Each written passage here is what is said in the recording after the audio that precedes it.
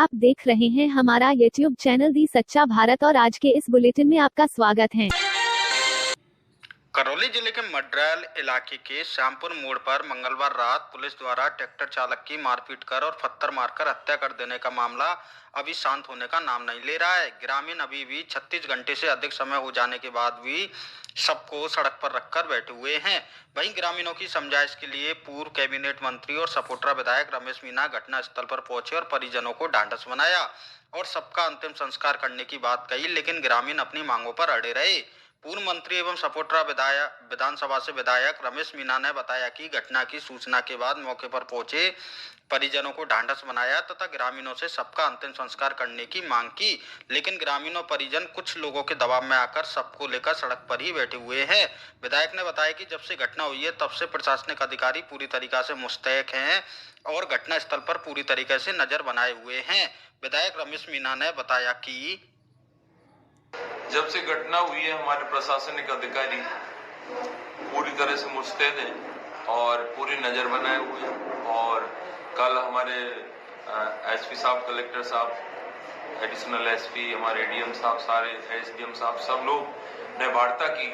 लेकिन कुछ लोग जो राजनीति करना चाहते हैं और उनका उद्देश्य एक ही है कि लास्ट पर राजनीति। तो हमारा लोगों से ये कहना था, हमारे विधानसभा क्षेत्र के हमारे लोग हैं, गरीब हैं, जो भी घटना हुई है उसकी सत्यता की जांच हो और दोषी है तो उसके खिलाफ हम कार्रवाई करेंगे, एफआईआर दर्ज होगी और जो अधिकारी, जो भी कर्मचारी हैं उनके खिलाफ जो भी है इस पर नॉर्म से कानूनी कार्रवाई की जाएगी। और उनकी रही सहायता की बात, तो हमने कहा भाई सरकार प्लस हम मिलकर 10 लाख रुपए देंगे। उन्होंने 5 लाख रुपए सरकार देती है, हमने 5 लाख रुपए और कहा कि भाई 5 लाख रुपए हम एडजस्ट कर देंगे। और उसकी जो पत्नी है, जो विधवा है, उसको पालनहार योजना का लाभ मिलेगा, प्रधानमंत्री आवास योजना का लाभ मिलेगा। और उसके अलावा उनको किसी हॉस्पिटल में या आंगनवाड़ी कार्यकर्ता या सहायिका, उसको हम रोजगार दिलाने की गारंटी दे रहे हैं। और जो आगे भी बात पड़ेगी उसकी परमानेंट जो व्यवस्था की है तो वो हम चर्चा करेंगे, क्योंकि पहले कोई चर्चा होती है, बात होती है तो कैबिनेट में पास होती है, जो परमानेंट है उसके पास हो पाते हैं। तो वो सारे हमने उनके सामने जो प्रस्ताव थे, जो उनकी मांगे थी, वो सारी की सारी हमने रखी। और हमारे विधायक कोष से हेडपंप वगैरह है, बोरिंग है, या कोई आसपास घर के आसपास आवास की भी व्यवस्था अगर नहीं है तो प्रधानमंत्री आवास में कब मिलेगा।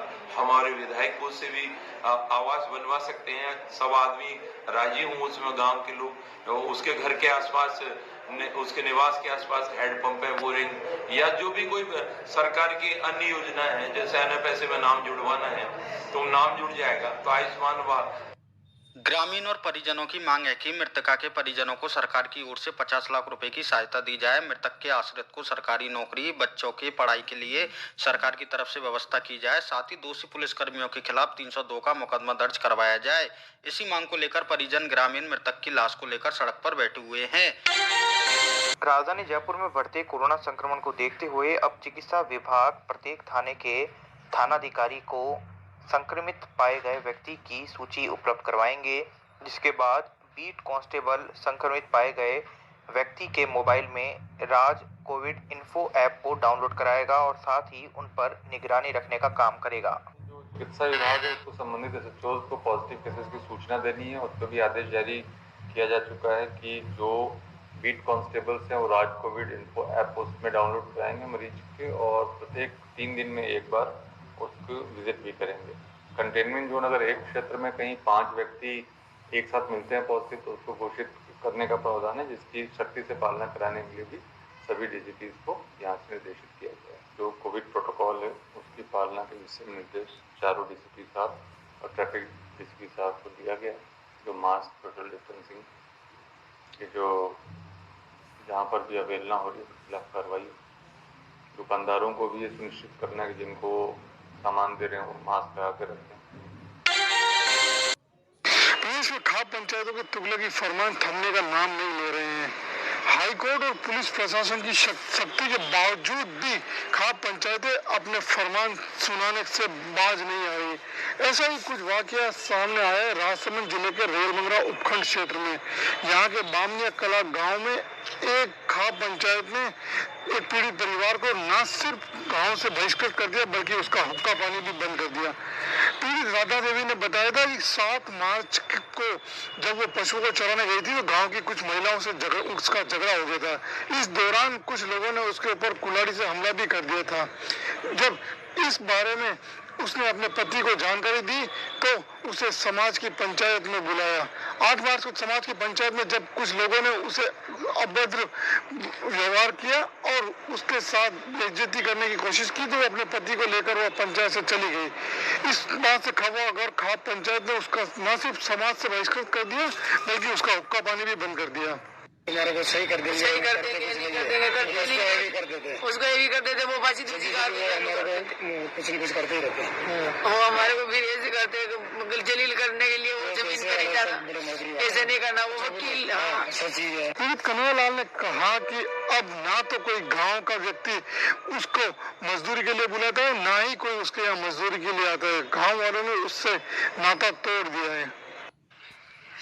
अभी गांव में कोई नहीं बोलता है, कोई मदद नहीं करता है, कोई जरूरत पड़े तो किसी कोई पास में नहीं आता है तो कैसे रहे। मैंने रेल मंगरा थाना में शिकायत की, इसके बाद में उन लोगों ने कार्रवाई की थी मगर वो लोग बोले कि हम समझ जाएंगे ऐसा कर करके 8-15-16 दिन ऐसे निकाल दिया है। अभी मेरे से वहाँ के राजसमंद के लोग मिले थे और काफ़ी हमारे समाज के अन्य समाज के सब लोगों के आकर के मेरे से बात करी थी। वहाँ 41-45 हज़ार के लगभग राजपूत वोट है। अन्य समाज के लोगों से उन्होंने भी आके मेरे से संपर्क करा कि आपको यहाँ से विधानसभा चुनाव लड़ना है, अगर पूरे सब लोगों का अगर निर्णय होगा तो मैं चुनाव लड़ सकता हूँ वहाँ से। और ये अभी सबसे चर्चा कर रहे हैं, चर्चा करके जो भी होगा निर्णय लेंगे। सर राजपूत समाज के प्रतिनिधि, राजपूत समाज की बात नहीं कर रहा हूँ मैं, सब जाति समाज की बात करना चाहता हूँ। मैं सब जाति समाज को राजनीति में कोई एक जाति से लोकतंत्र में आगे नहीं बढ़ सकते, सब जाति समाज को आगे साथ रख के ही आदमी लोकतंत्र में आगे बढ़ सकता है। इसलिए सब जाति समाज को साथ लेके मैं राजनीति करता हूँ। भरतपुर में इन दिनों एक पुलिस की पिटाई का वीडियो बहुत तेजी से वायरल हो रहा है, जिसमें कई लोग कुछ पुलिसकर्मियों की बड़ी बेरहमी से पिटाई कर रहे हैं। वायरल वीडियो जिले के झुरेरा इलाके का बताया जा रहा है और पिटने वाले पुलिसकर्मी हरियाणा पुलिस के जवान हैं। इस वीडियो के वायरल होने के बाद सभी पुलिस के अधिकारियों ने चुप्पी साध रखी है, लेकिन आज जब एडीजी सुनील दत्त भरतपुर दौरे पर पहुंचे तो उन्होंने वायरल वीडियो की जांच के आदेश दे दिए। महीने पहले और उसका वीडियो भी वायरल हो रहा है। उसमें कहा गया कि राजीनामा हो गया दोनों पक्षों में, लेकिन जिस तरह से वीडियो वायरल हो रहा है उसमें हरियाणा पुलिस की बहुत अच्छी तरीके से पिटाई कर रहे हैं स्थानीय। मैंने ये वीडियो देखा नहीं, मुझे इसके बारे में कुछ खास जानकारी नहीं। सर अगर संज्ञान में आता है आपके तो दिखवा लेते हैं। कि वायरल होने के बाद कोई भी पुलिसकर्मी इस मामले पर बोलने के लिए तैयार नहीं हुआ, लेकिन आज जब एडीजी भरतपुर आए तो उन्होंने कहा कि ये मामला मेरी नजर में नहीं है, मैं इस मामले को दिखवाता हूं और आरोपियों के खिलाफ कार्रवाई की जाएगी।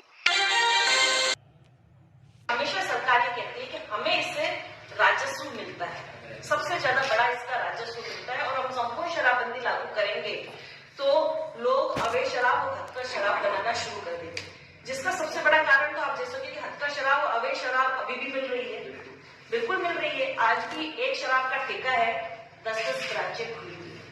8 बजे के बाद भी शराब की बिक्री हो रही है कि नहीं हो रही है। राजस्थान में लगभग 6 साल से हम जागरूकता अभियान चला रहे हैं और लोगों को जागरूक कर रहे हैं कि ये अभियान केवल हमारे लिए अभियान नहीं है, ये राजस्थान की महिलाओं के मान सम्मान और सुरक्षा के लिए है।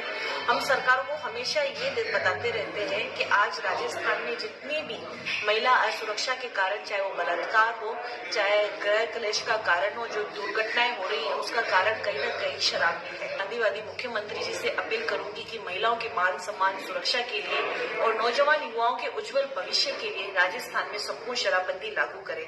और इसी अभियान को लेकर राजस्थान के तीसरे दौरे पर मैं श्री गंगानगर में आई हूँ। यहाँ पे बुद्धिजीवी लोग, समाज सेवी लोगों का साथ मांगने आई, क्योंकि उनके साथ के बिना ये आंदोलन अधूरा है।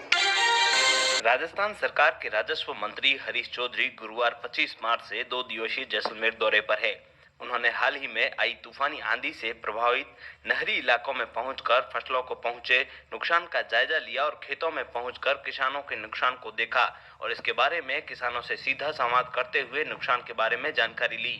किसानों ने इस दौरान मंत्री चौधरी को बताया कि तूफान की वजह से जीरा, इसबगोल और चने की फसलें बर्बाद हो गई है और किसानों को भारी मात्रा में नुकसान सहना पड़ा है। 4-5 दिन पहले राजस्थान में कई हिस्सों के अंदर तूफान आया, अतिवृष्टि हुई और ओले भी गिरे, जिससे राजस्थान में किसानों का काफी नुकसान हुआ।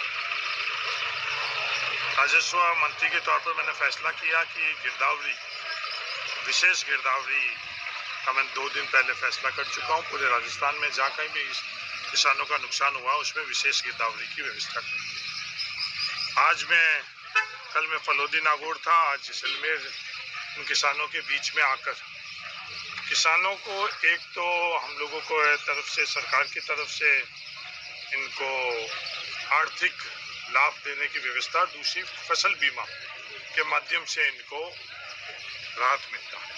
फसल बीमा के अंदर कुछ नियम और कायदे बने हुए हैं, वो बात करने के लिए आज किसानों के बीच में आए। एक तो नीचे वस्तु स्थिति क्या है वो उसका आकलन करने के लिए, और दूसरा कि गिरदावरी सही समय पर सही गिरदावरी हो जाए, और तीसरा कि किसान जिन्होंने फसल बीमा किया हुआ है वो जो समय सीमा के अंदर अपना फॉर्म भरकर फसल बीमा कंपनी को कृषि पर्यवेक्षक और दूसरे माध्यम के पहुंचा सके। और ऐसे ही नए अपडेट पाने के लिए द सच्चा भारत चैनल को सब्सक्राइब कीजिए। धन्यवाद।